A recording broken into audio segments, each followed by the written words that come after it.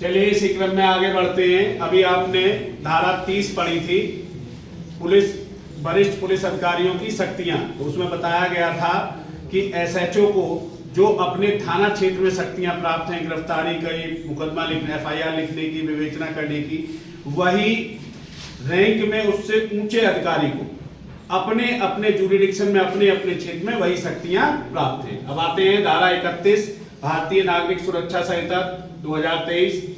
जनता कब मजिस्ट्रेट और पुलिस की सहायता करेगी? यहाँ जनता को बाउंड कर दिया गया है इस कानून से, और ये परीक्षा की दृष्टि से भी इंपॉर्टेंट है।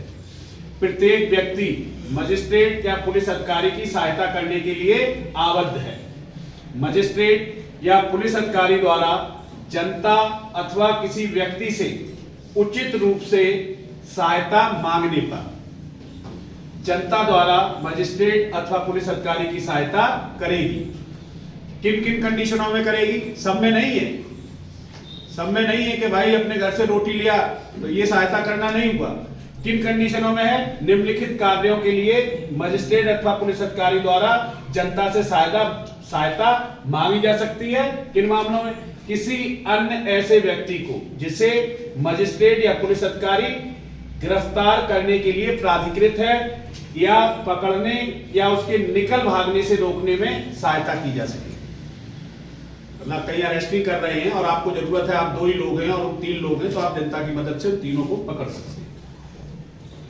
दूसरी बात है, शांति भंग का निवारण या दमन करने में सहायता की जा सकेगी।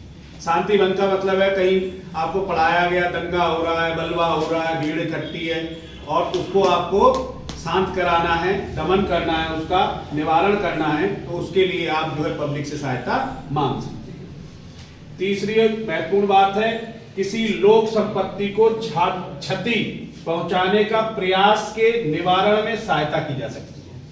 मान लो भीड़ का झुंड है, अग्रेसिव होकर के किसी सरकारी संपत्ति को नुकसान पहुंचा, पब्लिक प्रॉपर्टी को नुकसान पहुंचा रहा है, सरकारी वाहनों में आग लगाने की कोशिश कर रहा है, तो उसे रोकने के लिए और पकड़ने के लिए पब्लिक से सहायता मांगी जा सकती है और वो देने के लिए आबद्ध है। इसी क्रम में अगली धारा 32 आती है, पुलिस अधिकारी से भिन्न ऐसे व्यक्ति को सहायता जो वारंट का निष्पादन कर रहा हो। तो पुलिस अधिकारी में तो आप समझ रहे हो, जो पुलिस एक्ट की धारा 2 में भर्ती है वो सब पुलिस अधिकारी है।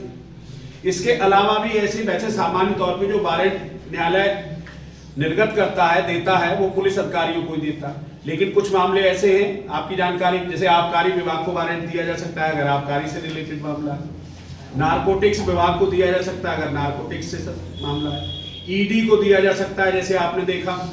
सीबीआई को दिया जा सकता है केजरीवाल वाले मामले में। ईडी ने और सीबीआई ने तो गिरफ्तारी की थी, तो उनको वारंट दिए जा सकते हैं। तो ऐसे लोग अगर वारंट की जब तामील कर रहे हो, निष्पादन कर रहे हो, पुलिस अधिकारी से भिन्न ऐसे व्यक्ति को सहायता जो वारंट का निष्पादन कर रहे हैं। जब कोई वारंट पुलिस अधिकारी से भिन्न, जो मैंने अभी आपको इतने लोग बताए, किसी व्यक्ति को निर्दिष्ट है, तब कोई भी अन्य व्यक्ति उस वारंट के निष्पादन में सहायता कर सकेगा। यानी पब्लिक से वो सहायता मांग सकते हैं और पब्लिक उनकी सहायता करने के लिए आबद्ध है।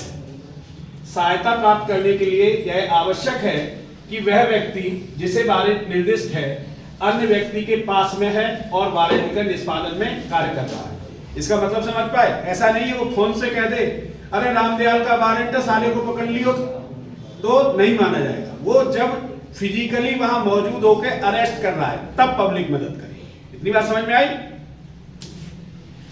अच्छा, एक और इसी में है छोटा सा टॉपिक, सामुदायिक पुलिसिंग, कम्युनिटी पुलिसिंग कहते हैं। कम्युनिटी पुलिसिंग का मतलब है कि हम लोगों से अपनी पुलिसिंग करने के लिए, पुलिस में जितनी भी कार्रवाई आपको बताई गई है बीएनएसएस में जो भी करते हैं, उसमें लोगों का सहयोग ले सकते हैं, उसे ही कम्युनिटी पुलिसिंग कहते हैं। बीएनएसएस 2023 में स्पष्ट रूप से सामुदायिक पुलिसिंग के बारे में कोई प्रावधान नहीं है। बीएनएसएस के अध्याय 4 की धारा 31 और 32 जो अभी आपने पढ़ी, में सामुदायिक पुलिसिंग का ही प्रतिरूप है। आप मदद ले रहे हैं ना उनसे। मजिस्ट्रेट अथवा पुलिस समुदाय का ही अंग है। सहायता संबंधित प्रावधान इसी अवधारणा पर आधारित है। धारा 31 और धारा 32 सामुदायिक पुलिसिंग को प्रेरित करती है। मतलब आप इतना व्यवहार बना के रखें कि लोग आपकी पुलिसिंग करने में मदद करें। कहीं भीड़ हो, लाइन लगवानी है, या कहीं रोकना है, या कोई भी इस तरह के काम हो सकते हैं जो समाज के हित में हो। इतनी बात समझ में आई? ओके।